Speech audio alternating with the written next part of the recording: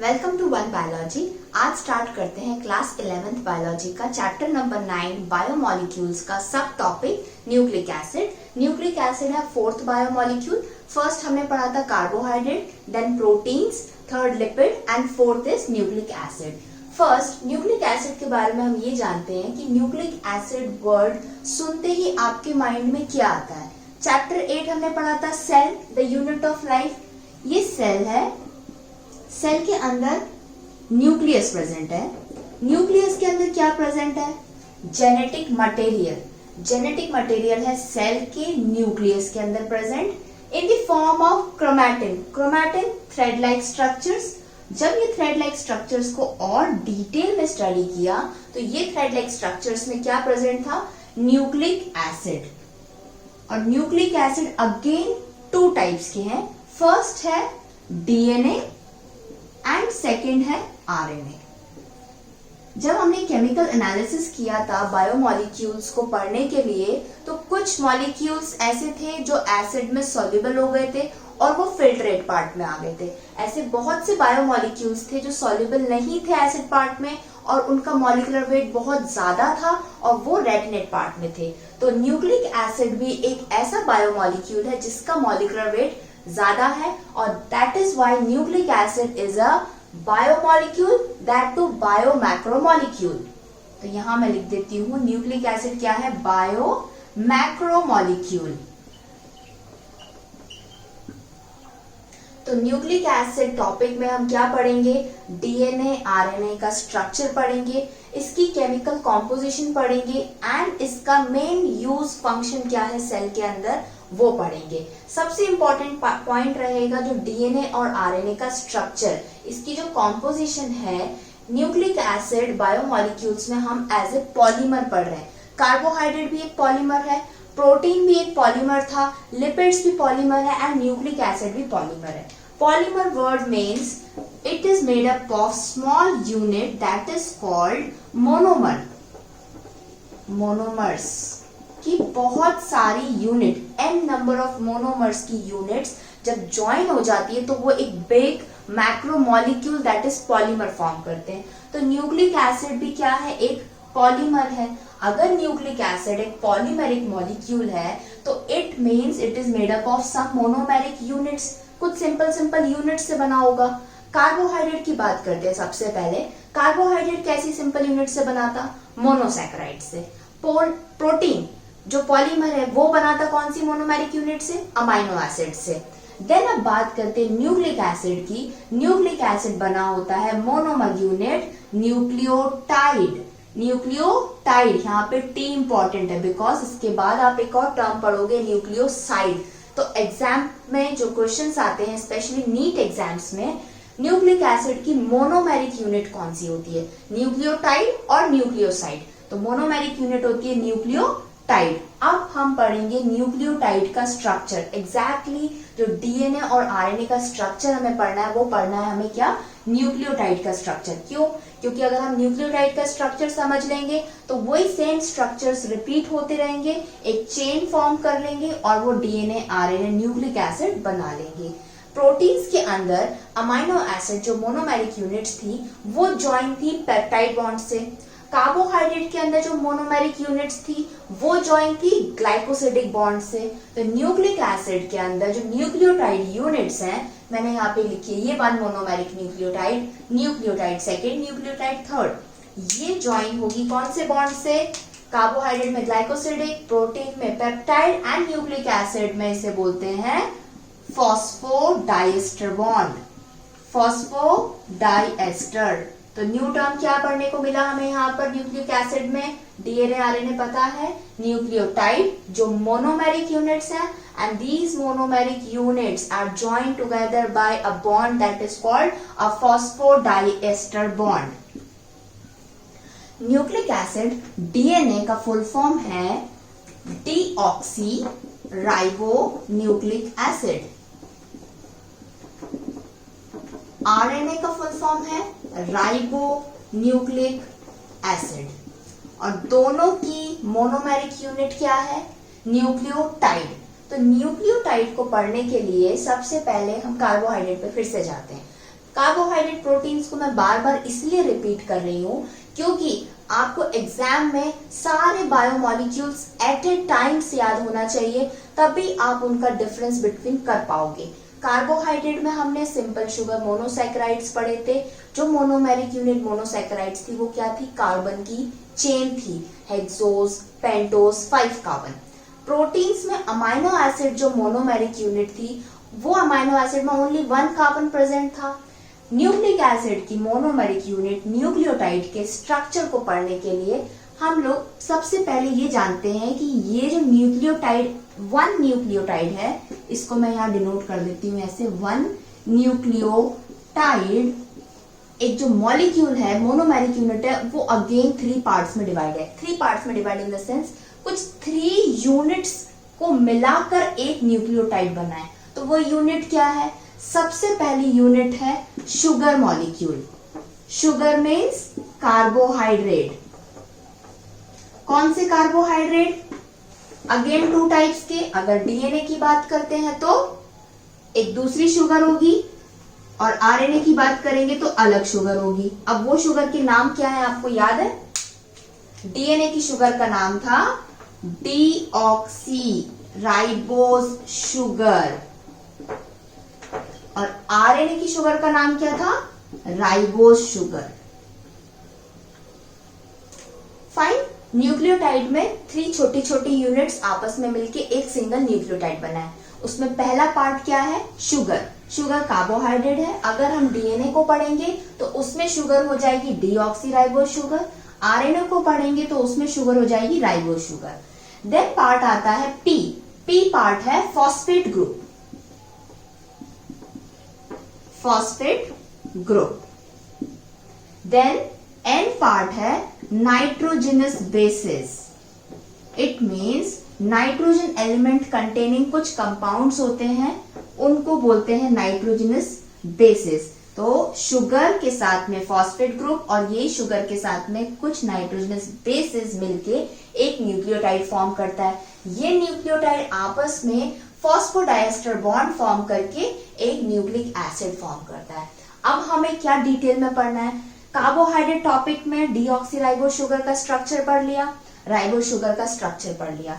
Phosphate group का या phosphoric acid भी इसको बोलते हैं। फॉस्फोरिक एसिड का स्ट्रक्चर भी बहुत सिंपल है।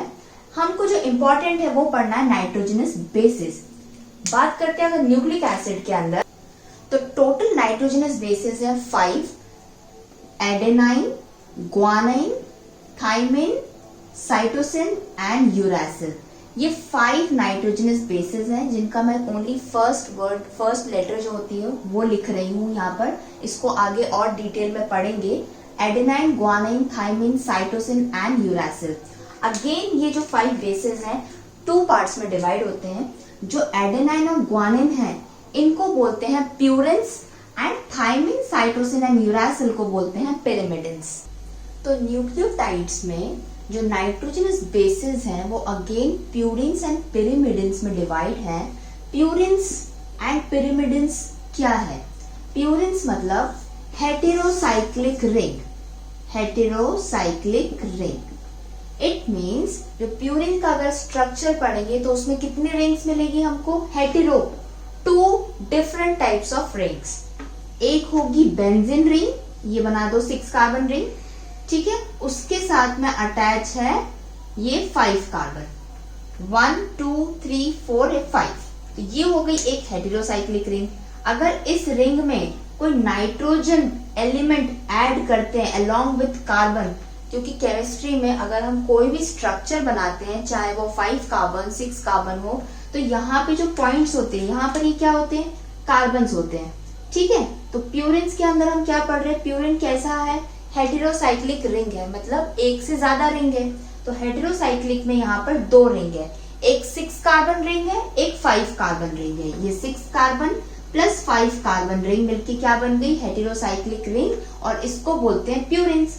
अब ये 6 कार्बन में और 5 कार्बन में नाइट्रोजनस बेसिस को प्यूरिन्स बोल रहे हैं, तो नाइट्रोजन होना कंपलसरी है। इट मीन्स नाइट्रोजन एलिमेंट ये रिंग्स में कहीं ना कहीं कार्बन की जगह पर आ जाएगा और कार्बन को रिमूव कर देगा, और जैसे ही कार्बन को रिमूव करके नाइट्रोजन आ जाएगा तब इनके नाम क्या हो जाएंगे, एडेनाइन एंड ग्वानिन। तो adenine and guanine NEET exam में पूछते हैं, जो बेसेस है नाइट्रोजनस बेसेस है, दे आर होमोसाइक्लिक और हेटेरोसाइक्लिक, दे आर हेटेरोसाइक्लिक। इनके स्ट्रक्चर में 2 रिंग्स होती है। अब बात करते हैं पिरिमिडिन्स की। पिरिमिडिन्स का नाम कैसा है, लंबा है, पिरिमिडिन्स। प्यूरिन्स छोटा सा नाम है, तो जिसका छोटा नाम है उसके स्ट्रक्चर बड़ा है, यानी कि 2 रिंग है। पिरिमिडिन बड़ा नाम है तो इसका स्ट्रक्चर छोटा है, ओनली 1 रिंग प्रेजेंट है, दैट इज 6 कार्बन। तो पिरिमिडिन के अंदर 6 कार्बन रिंग है, दैट इज ये बेंजीन रिंग हो गई। तो ये 1 होमोसाइक्लिक रिंग और ये हेटेरोसाइक्लिक रिंग। तो साइटोसिन, थायमिन एंड यूरासिल 3 ऐसे नाइट्रोजनस बेसेस हैं जो डीएनए आरएनए में प्रेजेंट होते हैं, along with sugar and phosphate are monocyclic in nature, only 1 ring structure होता है। डीएनए का और आरएनए का न्यूक्लियोटाइड से हम स्ट्रक्चर ड्रॉ करेंगे। ये वीडियो पूरा ध्यान से देखना, पूरा स्ट्रक्चर याद हो जाएगा।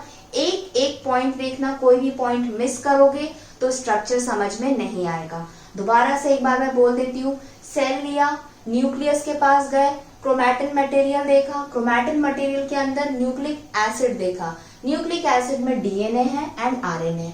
आरएनए को भूल जाओ, डीएनए को पढ़ते हैं। डीएनए की जो पॉलीमर है, ये इसकी मोनोमर यूनिट क्या है, न्यूक्लियोटाइड पढ़ रहे हैं हम। क्या पढ़ रहे हैं, सिंपल यूनिट को पढ़ रहे हैं, न्यूक्लियोटाइड को। जब न्यूक्लियोटाइड का स्ट्रक्चर समझ जाओगे तो उसकी बहुत सारी यूनिट्स को ज्वाइन कर देना फॉस्फोडाइएस्टर बॉन्ड से, वो हम बाद में पढ़ेंगे। न्यूक्लियोटाइड का स्ट्रक्चर में क्या प्रेजेंट है, 3 इंपॉर्टेंट यूनिट्स प्रेजेंट है।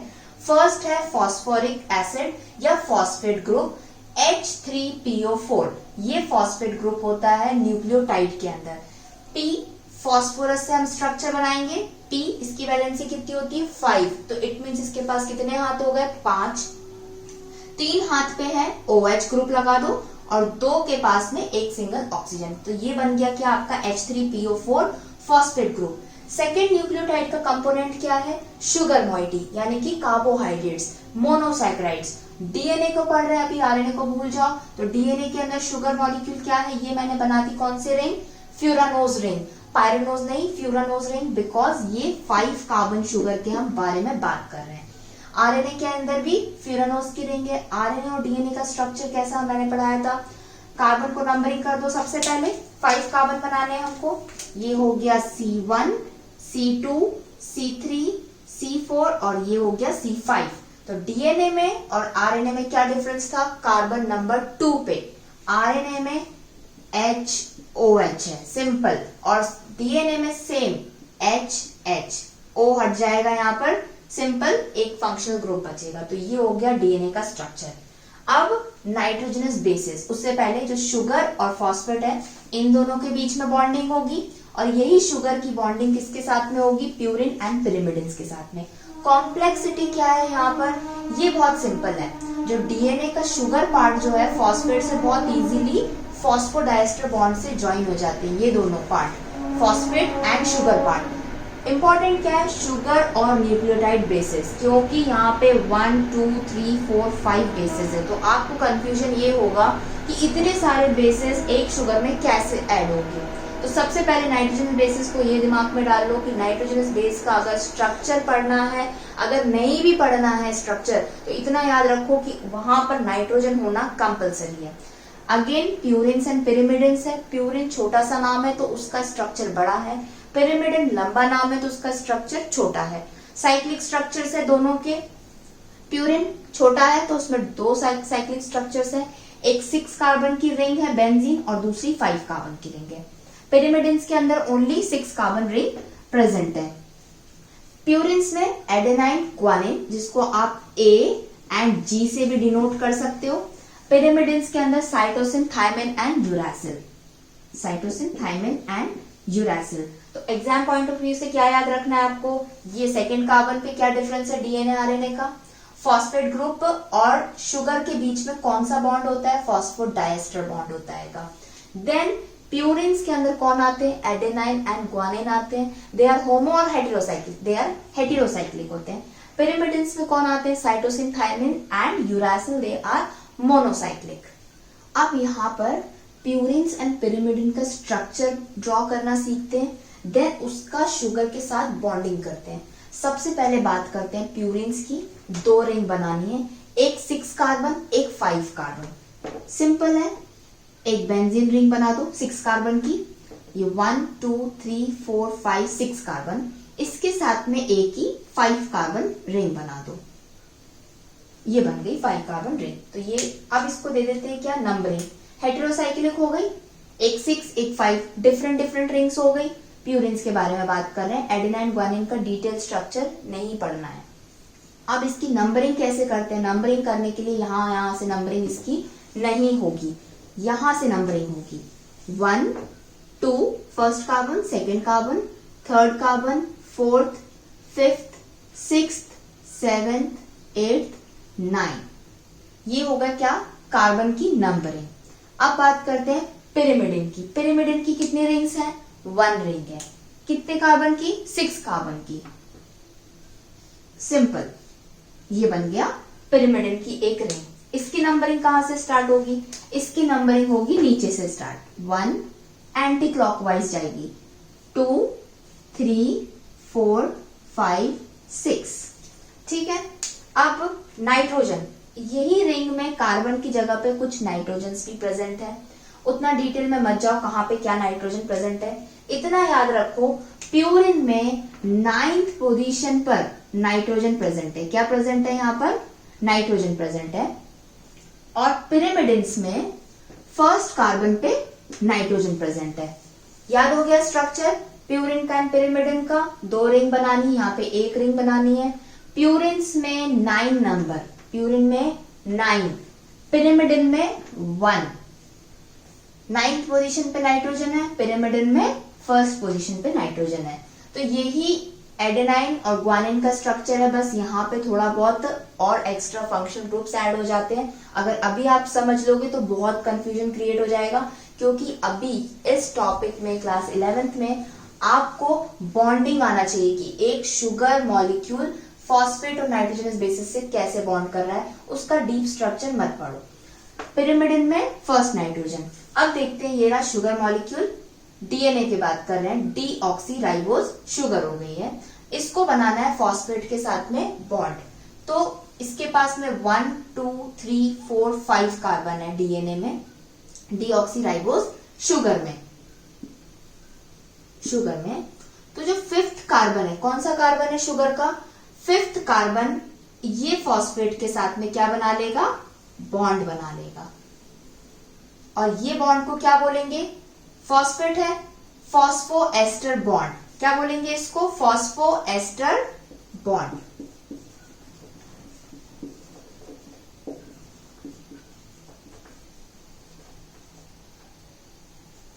ये शुगर ये फॉस्फेट के साथ में कौन सा बॉन्ड बनाएगा? Phosphoester bond. लेकिन शुगर का कौन से नंबर का कार्बन? क्योंकि कॉम्पिटिटिव एग्जाम्स में यही पूछेंगे। शुगर का 5th नंबर कार्बन फॉस्फेट के साथ फॉस्फोडाइस्टर बॉन्ड बना लिया। न्यूक्लियोटाइड का इतना स्ट्रक्चर कंप्लीट हो गया। अब यही शुगर नाइट्रोजनस बेसिस के साथ में कैसे बनाएगा? सपोज हम बात करते हैं एक प्यूरिन एडेनाइन की। ये हमारा एडेनाइन है। एडेनाइन को शुगर के साथ में ऐड होना है। तो ये जो नाइट्रोजन हमने पढ़ा है स्पेशल 9th पोजीशन पे जो नाइट्रोजन है, ये शुगर का फर्स्ट कार्बन के साथ में बॉन्ड बनाएगा और ये बॉन्ड को बोलेंगे ग्लाइकोसिडिक बॉन्ड। तो न्यूक्लिक एसिड की मोनोमेरिक यूनिट न्यूक्लियोटाइड में कितने टाइप्स के बॉन्ड हो गए? 2 टाइप्स के, एक फॉस्फोएस्टर बॉन्ड और एक ग्लाइकोसिडिक बॉन्ड। तो इतना क्लियर हो गया। अब ये जो न्यूक्लियोटाइड है, एक फॉस्फोडाइस्टर एक ग्लाइकोसिडिक बॉन्ड हो गया, इसके अंदर एक फॉस्फेट ग्रुप हो गया। डीएनए की बात कर रहे हैं हम लोग, तो यहाँ पे डीऑक्सीराइबोज शुगर आ गई। न्यूक्लियोटाइड में हमने कौन सा ले लिया? एडेनाइन को ले लिया। अब सपोज एडेनाइन की जगह पे हमको पिरिमिडिन बेस लगाना है। क्या लगाना है? Pyrimidine base. तो पिरिमिडिन का जो फर्स्ट यहाँ पे जो नाइट्रोजन प्रेजेंट है 1 नंबर पे, ये नाइट्रोजन बॉन्ड बना लेगा C1 के साथ, जब ये वाला बॉन्ड नहीं रहेगा। एक साथ एट ए टाइम पे कार्बन एक ही बॉन्ड बनाएगा, आइदर एडेनाइन के साथ या ग्वानिन के साथ या साइटोसिन के साथ या थाइमिन के साथ या यूरासिल के साथ। इट मीन्स 1 2 3 4 5 नाइट्रोजनस बेसेस है हमारे पास। कितने हैं? 5 बेसेस हैं। हम डीएनए के बारे में बात कर रहे हैं, तो डीएनए के अंदर डीएनए के जो स्ट्रक्चर होता है, ये सपोज ये डीएनए है मेरा, ठीक है। ये डीएनए कैसा बना हुआ है? छोटी छोटी यूनिट से बना हुआ है। ये छोटी छोटी यूनिट्स को क्या बोलते हैं हम? न्यूक्लियोटाइड बोलते हैं। तो एक न्यूक्लियोटाइड के स्ट्रक्चर में फॉस्फेट आ गया, शुगर आ गया, अब हमको यहाँ से बेस चाहिए। तो 1 2 3 4 5 बेसिस में से अगर डीएनए के बारे में बात करते हैं तो एडेनाइन, ग्वानिन, साइटोसिन, थाइमिन ही यूज होते हैं। यूरासिल जो बेस है वो आता है आरएनए में, वो डीएनए में नहीं आता है। तो अगर डीएनए का ये वाला न्यूक्लियोटाइड चाहता है कि मुझे एडेनाइन नाइट्रोजन बेस चाहिए, तो वो उसका 9th नंबर के नाइट्रोजन के साथ में कार्बन की शुगर जो है उसका कार्बन 1 के साथ ग्लाइकोसिडिक बॉन्ड बनाएगा। अब सेकेंड न्यूक्लियोटाइड के बारे में बात करते हैं। ये N1 न्यूक्लियोटाइड हो गया।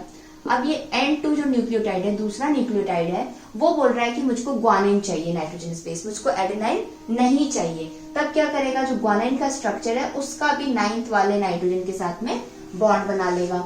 एडेनाइन हो गया, ग्वानिन हो गया, अब N3 आया। ऐसा कंपलसरी नहीं है कि जो मैं बोल रही हूँ यहाँ पे कि फर्स्ट न्यूक्लियोटाइड में एडेनाइन आएगा, सेकेंड में ग्वानिन आएगा, लेकिन आपको समझाने के लिए कि कैसे एक न्यूक्लियोटाइड में एक ही बेस आता है। नाइट्रोजन बेस हमारे पास 5 है, लेकिन जब हमें डीएनए को स्ट्रक्चर फॉर्म करना होता है अपना, तो वो कोई एक बेस को चूज करता है। अब वो बोल रहा है कि मुझको साइटोसिन बेस चाहिए, तो वो साइटोसिन की एक रिंग आ जाएगी, साइक्लिक रिंग आ रही है, मोनोसाइक्लिक रिंग आ रही है, किसके पास? शुगर के पास आ रही है। अब 1 2 3 4 5 6 प्लेसेस हैं, और शुगर के पास भी बहुत सारे कार्बन 1 2 3 4 5 है। 5th वाला तो चलो एंगेज हो गया फॉस्फेट के साथ में, बचे 4। तो 4 में से ओनली C1 कार्बन नंबर 1।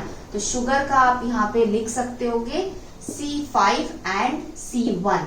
जो C5 कार्बन है, 5th नंबर का कार्बन, वो हमेशा फॉस्फेट के साथ बॉन्ड बनाएगा, और शुगर का जो कार्बन 1 है वो प्यूरिन या पिरिमिडिन के साथ में बॉन्ड बनाएगा। अगर पिरिमिडिन को उठा रहा है, चाहे वो साइटोसिन हो या थाइमिन हो, तो वो 1 नंबर की नाइट्रोजन के साथ में एक ग्लाइकोसिडिक बॉन्ड फॉर्म कर लेगा। तो इस तरीके से डीएनए का स्ट्रक्चर बनता जाएगा और न्यूक्लियोटाइड्स इसके अंदर ऐड होते जाएंगे। एक और टर्म आता है फॉस्फोडाइएस्टर बॉन्ड। क्या होता है फॉस्फोडाइएस्टर? अभी हमने पढ़ा फॉस्फोएस्टर एंड ग्लाइकोसिडिक। एक और टर्म है phosphodiester. Di means 2, it means ये फॉस्फेट जो है अगेन बॉन्ड बनाने वाला है किसी और के साथ में। तो अब समझते हैं phosphoester, phosphodiester and glycosidic bond. अब मैं यहाँ बहुत ही सिंपल वे में एक डीएनए का स्ट्रक्चर बना रही हूँ, जिसके अंदर न्यूक्लियोटाइड की यूनिट्स कैसे बॉन्ड फॉर्म करते हैं, शुगर कैसे बॉन्ड फॉर्म करते हैं। ध्यान से देखना, न्यूक्लियोटाइड है, phosphate, sugar and nitrogenous bases present है। सबसे पहले मैं बता दूं, मैं यहाँ पे बना रही हूँ डीएनए का स्ट्रक्चर। तो जो मेरी शुगर है वो कैसी शुगर है? डीऑक्सीराइबोज शुगर है। कार्बन नंबर 2 पे HOH की जगह क्या प्रेजेंट है? यहाँ पे HH प्रेजेंट है। तो ये हो गई क्या? Deoxyribose sugar. फाइन। नेक्स्ट, अब शुगर का फॉस्फेट के साथ में बॉन्ड कौन से कार्बन पे होगा? Carbon number 1 2 3 4 5। ये बना, ये क्या बन गया? Phosphate bond. तो ये बॉन्ड को क्या बोलते हैं? Phosphoester bond. Phosphate group and sugar का कार्बन नंबर 5th पे जो बनता है वो क्या बोलते हैं? उसको C5 पे फॉस्फोएस्टर बॉन्ड बन जाता है। शुगर का नाइट्रोजनस बेसिस के साथ यहाँ पे 2 साइक्लिक रिंग स्ट्रक्चर है, तो यहां पर हो सकता है ये एडेनाइन हो या फिर ग्वानाइन। इन दोनों में से ये कोई भी बेस हो सकता है। और ये कैसा बॉन्ड बनाएगा? शुगर के साथ में कौन से कार्बन के साथ? 1 नंबर कार्बन के साथ में ये नाइट्रोजन, 9th नंबर का नाइट्रोजन बॉन्ड फॉर्म बनाएगा, और ये बॉन्ड हो जाएगा कौन सा? Glycosidic bond. ये बॉन्ड हो जाएगा आपका ग्लाइकोसिडिक बॉन्ड। ये यहाँ पर जो दूसरा मैं न्यूक्लियोटाइड बना रही हूँ, ये है मेरा 1 न्यूक्लियोटाइड, ये है मेरा दूसरा न्यूक्लियोटाइड।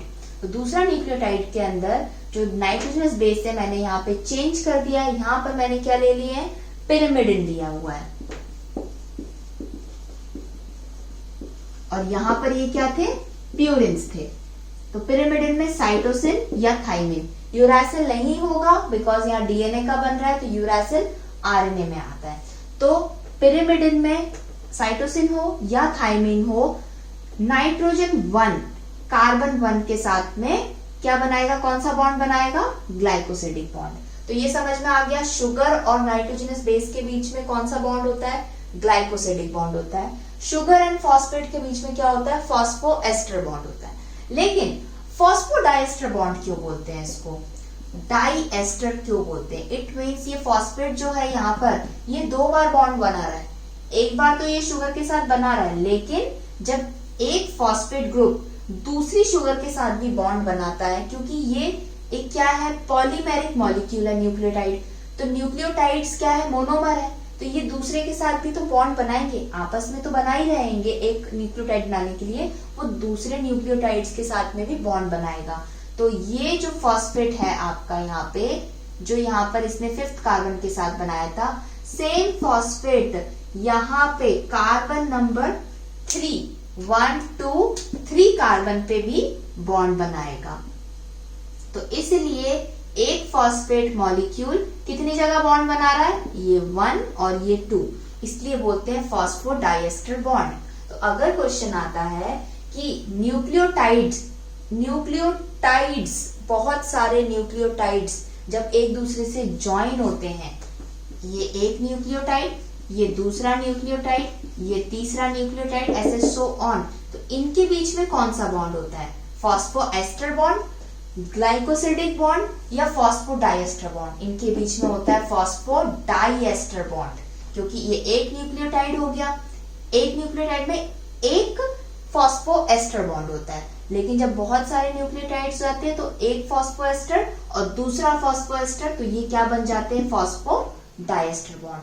तो ये हो गई एक न्यूक्लियोटाइड। ऐसे ही सेम दूसरा न्यूक्लियोटाइड होगा जिसके अंदर एक शुगर, एक फॉस्फेट और कोई भी एक नाइट्रोजनस बेस प्रेजेंट होगा, और फिर 3rd न्यूक्लियोटाइड, 4th, 5th, ऐसे करके बहुत लंबी चेन बन जाती है न्यूक्लियोटाइड्स की। और दूसरी बात क्या करते हैं, दूसरी चेन कैसी हो गई, दूसरी चेन जब बहुत ज्यादा कॉम्प्लेक्स डीएनए का स्ट्रक्चर हम पढ़ेंगे, तो डीएनए कैसा स्ट्रक्चर है, हेलिकल स्ट्रक्चर है। उसमें क्या बनी हुई है, स्ट्रैंड्स बनी हुई है कुछ ऐसी, ये, और ये स्ट्रैंड कितने हैं नंबर में, 2।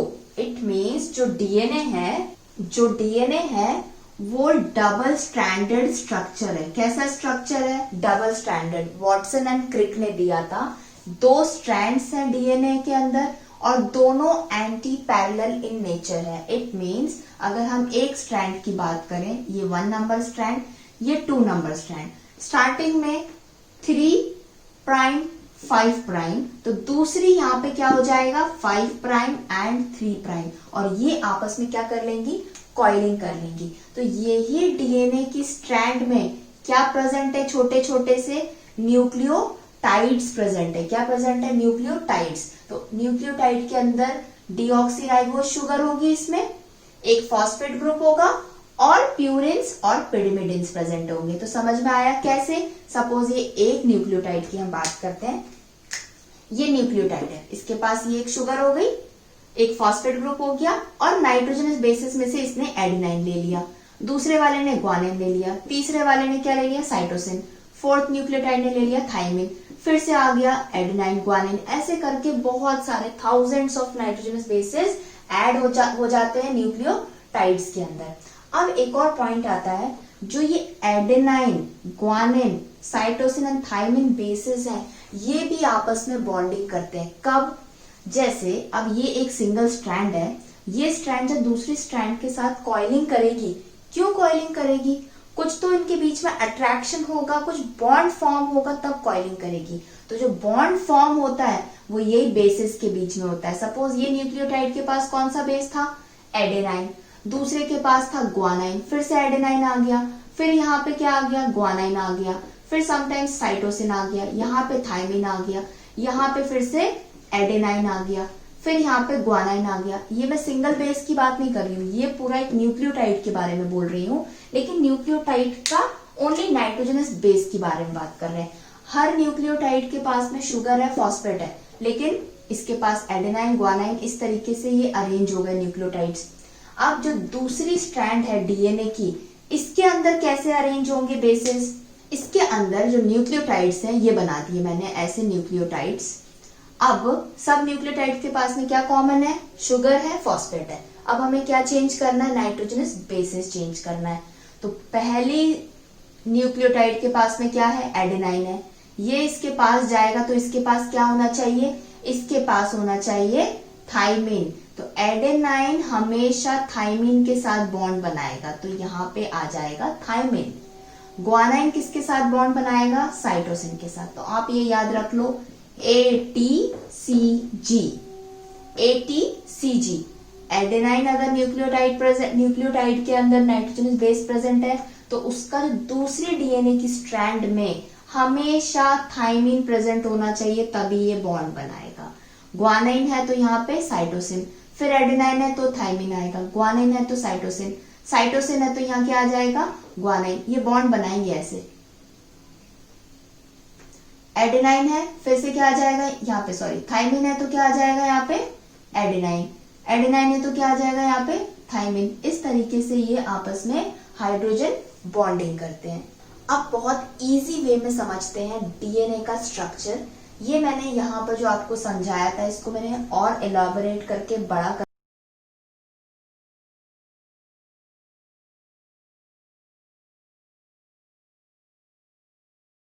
फर्स्ट स्ट्रैंड जो होती है इसको मैं नंबरिंग देती हूँ 3 प्राइम। ये जा रही है फर्स्ट स्ट्रैंड, इस तरीके से ये जाती जाती जाती यहाँ पे आई है, ये हो गया इसका एंड 5 प्राइम।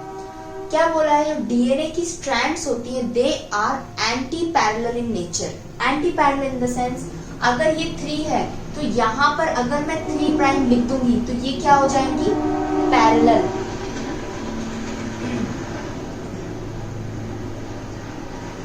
लेकिन डीएनए कैसा है? Anti parallel strands. तो यहाँ पर हमें 3 प्राइम जो फर्स्ट स्ट्रैंड है, तो सेकेंड स्ट्रैंड को हमें यहाँ पे क्या करना पड़ेगा? 5 प्राइम, और 5 प्राइम का एंड क्या हो जाएगा? 3 प्राइम। तो कुछ ऐसी स्ट्रैंड, अगर हम 3 प्राइम 5 प्राइम 3 प्राइम 5 प्राइम लिख देंगे तो ये पैरेलल हो गया।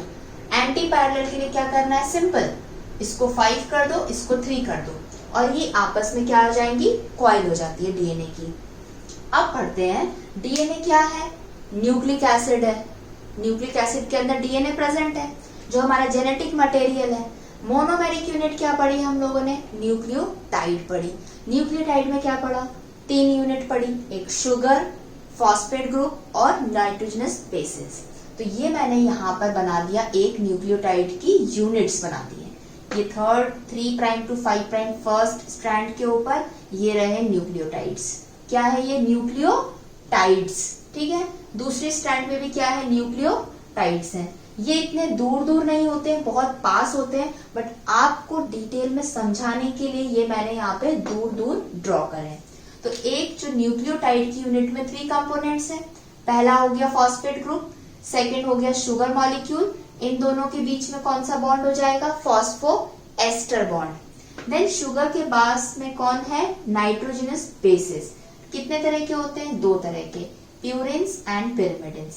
फर्स्ट स्ट्रैंड पे जो फर्स्ट न्यूक्लियोटाइड है, सपोज यहाँ पे जो नाइट्रोजनस बेस प्रेजेंट है, एडेनाइन प्रेजेंट है। कौन सा बेस प्रेजेंट है? एडेनाइन, प्यूरिन प्रेजेंट है। सेकेंड, शुगर सेम है, फॉस्फेट ग्रुप है, फाइन फॉस्फो एस्टर बॉन्ड है। यहाँ पे जो नाइट्रोजनस बेस है मैं ले लेती हूँ यहाँ पे थाइमिन। किसको ले लेती हूँ मैं? यहाँ पे थाइमिन को ले लेती हूँ। ये मेरा हो गया थाइमिन। थर्ड बात करते हैं, यहाँ पे मैं फिर से इसको एडेनाइन ले लेती हूँ। यहाँ पर मैं क्या करती हूँ? यहाँ पर ग्वानाइन ले लेती हूँ, नाइट्रोजनस बेसिस। अब बात करते हैं दूसरे स्ट्रैंड की। दूसरे स्ट्रैंड पे अब क्या होगा? बॉन्डिंग होगी। जब ये फॉस्फेट ग्रुप इस शुगर के साथ फॉर्म करेगा तो फॉस्फो एस्टर हो गया, लेकिन जो दूसरा वाला फॉस्फेट ग्रुप है ये अपनी शुगर के साथ तो बॉन्ड फॉर्म करेगा फॉस्फोएस्टर, लेकिन अपने ऊपर जो एक और न्यूक्लियोटाइड बैठा हुआ है, क्योंकि ये दोनों स्ट्रैंड कैसी हो रही है, कॉइलिंग हो रही है, इनके बीच में बॉन्डिंग हो रही है, तो बॉन्डिंग कौन सी हो रही है, फॉस्फोडाइएस्टर। तो ये फॉस्फेट ग्रुप इस शुगर मॉलिक्यूल के साथ में क्या बना रहा है, बॉन्ड बना रहा है, और इस बॉन्ड को बोलते हैं क्या, फॉस्फोडाइएस्टर बॉन्ड। तो ये फॉस्फेट इसके साथ बना लेगा, ये वाला फॉस्फेट इस शुगर के साथ बनाएगा, ये वाला फॉस्फेट ये शुगर के साथ। तो कभी आपने देखा हो डीएनए का जो स्ट्रक्चर होता है वो कुछ इस टाइप का बनाते हैं और बीच में ये बॉन्ड्स बना देते हैं। तो ये बॉन्ड्स कौन से होते हैं, ये फॉस्फोडाइएस्टर बॉन्ड होते हैं। तो ये वाला फॉस्फेट अपनी शुगर के साथ एक फॉस्फोएस्टर बना रहा है, दूसरे शुगर के साथ फॉस्फोएस्टर एक और बना रहा है। तो टोटल फॉस्फेट ग्रुप कितने हो गए, 2 फॉस्फोडाइएस्टर। अपनी ओन शुगर के साथ कौन से कार्बन पे, कार्बन नंबर 5 पे बनाता है, लेकिन जब दूसरी शुगर के पास में जाता है तो उसका ऑलरेडी 5 बिजी है दूसरे फॉस्फेट के साथ, और उसका फर्स्ट नंबर का कार्बन किसके साथ बिजी है, नाइट्रोजन बेस के साथ। तो कौन बचा उस शुगर के पास में, 3rd नंबर का कार्बन। तो एक शुगर जो मॉलिक्यूल होती है वो मॉलिक्यूल का C3 एंड C5 बिजी रहते हैं। C3 किसके साथ में, फॉस्फेट के साथ में, C5 भी फॉस्फेट के साथ में, और C1 जो होता है वो नाइट्रोजन के साथ में, और ये हो गया फॉस्फेट के साथ। अब जो इंपॉर्टेंट पॉइंट ये है, जो एडेनाइन होता है वो थाइमिन के साथ ही बॉन्ड फॉर्म करता है। एडेनाइन कभी साइटोसिन के साथ में नहीं जाएगा, एडेनाइन कभी ग्वानिन के साथ में नहीं जाएगा। Adenine always form bond with thymine, और वो बॉन्ड कौन सा होता है, hydrogen bond, that two double bond. तो इट मीन्स ये नाइट्रोजन बेस एडेनाइन है, तो ये न्यूक्लियोटाइड के पास जो नाइट्रोजन बेस कौन सा होना चाहिए, थाइमिन होना चाहिए। क्या होना चाहिए, थाइमिन। और इन दोनों के बीच में कैसे बॉन्ड बनेंगे, डबल बॉन्ड बनेगा। अब सेकेंड न्यूक्लियोटाइड की बात करते हैं, तो यहाँ पर क्या है, थाइमिन है, तो यहाँ पर क्या होना चाहिए, एडेनाइन। तो ये दोनों डबल बॉन्ड फॉर्म कर लेंगे। नेक्स्ट यहाँ पर एडेनाइन है, तो यहाँ फिर से क्या आ जाएगा, थाइमिन आ जाएगा। यहाँ पर ग्वानाइन है नाइट्रोजन बेस, तो यहाँ पे दूसरा नाइट्रोजन बेस दूसरी स्ट्रैंड में कौन सा होना चाहिए, ग्वानाइन के साथ में साइटोसिन होना चाहिए। तो एडेनाइन फॉर्म करेगा डबल बॉन्ड थाइमिन के साथ, और साइटोसिन फॉर्म करेगा ट्रिपल बॉन्ड ग्वानिन के साथ में। अब बात करते हैं ये यूरासिल की।